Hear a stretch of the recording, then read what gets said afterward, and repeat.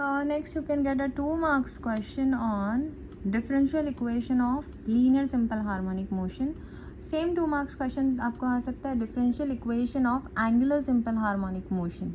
Okay, so let's start with linear simple harmonic motion. अगर आपने मेरा पिछला वाला वीडियो देखा होगा तो आपको समझ में आएगा कि ये इक्वेशन किस तरीके से डिराइव हुआ. So without writing any statement just start with this equation and do not forget to mention what is F. F is your spring force. See, if you want to score good marks तो ये सारी चीज़ें आपको करनी पड़ेंगी. What is K? K is force constant. You will have to mention. और अगर चलो नहीं याद आ रहा है तो no problem, leave. And what is X? There's no space, so I'm writing here. X is displacement. ठीक है. Then according to Newton's second law of motion we know that force is equal to mass into acceleration. Now from equation 1 and 2 left hand side में force है तो right hand side हम equal लिख सकते हैं, लिख दिया मैंने. Now acceleration को हम हमारे पुराने तरीके से करने की कोशिश करते हैं. Since x is displacement, what is velocity? Velocity is dx upon dt.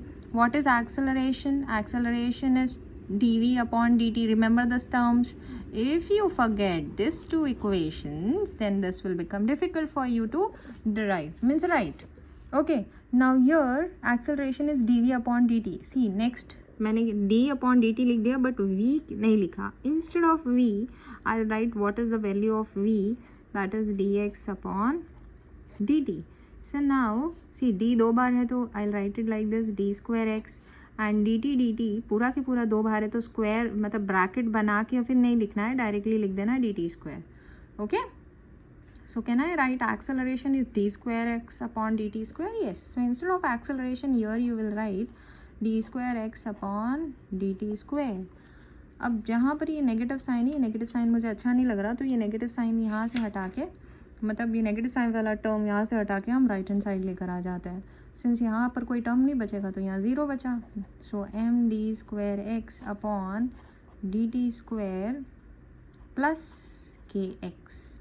Okay, now I divide the whole equation by M. Divide by M. Right hand side sorry left hand side पे zero है so zero upon M is going to be zero. अब तुम्हारे maths में मत जाओ कि zero upon something not defined, no, it is physics.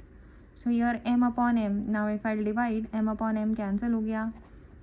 इतना step wise जाने की ज़रूरत नहीं है, you can directly come to the next type without mentioning कि m अपॉन m कैंसिल हुआ, बिकॉज हमारे पास और दूसरी भी चीज़ें होती है एग्जाम में करने के लिए.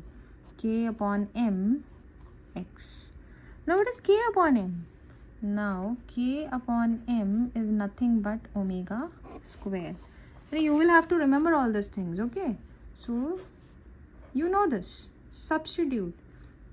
तो मैं अभी इसको ऐसे लिख देती हूँ, d square x upon D T square plus instead of writing k upon m मैं लिखूँगी omega square x as it is which is equal to 0.